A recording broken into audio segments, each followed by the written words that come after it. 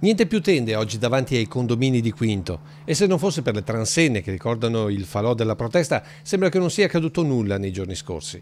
Così come davanti alle caserme Serena di Dosson, dove davanti ai cancelli ci sono più giornalisti che cittadini.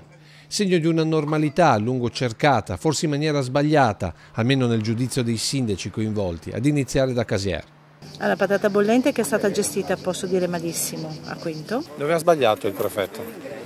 Ma forse un maggior coordinamento è necessario ci fosse. Intanto dentro, ancora vietate le telecamere, i 100 immigrati si sono messi all'opera, riattivando questa struttura del Ministero della Difesa chiusa da 2 anni dopo una ristrutturazione costata 4 milioni di euro. E forse parte da qui il riscatto di tutta la situazione, evitando per la Serena la fine della Tommaso Salsa. Ma che il percorso di integrazione sia lungo per tutti, cittadini, profughi, sindaci, lo testimoniano le distanze attuali. Un ragazzo mi ha detto da Sicilia a Lampedusa, li bracciavano, arrivato qui non ha pensato mai l'Italia si trovano questo.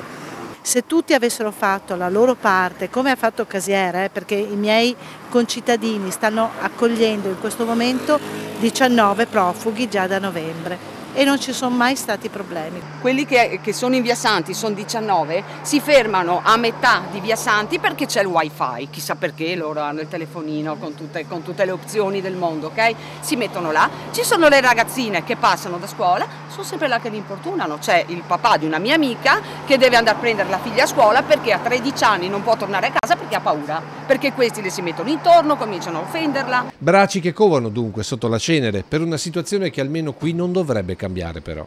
C'è chi dice che questo diventerà l'hub regionale o comunque sarà sempre di più pieno di profughi. L'abbiamo chiesto ieri al prefetto, il prefetto a me, il sindaco di Casier, l'ha assolutamente escluso. Intanto giovedì è previsto l'arrivo del prefetto incaricato dal governo di gestire gli invii dei profughi in tutta Italia.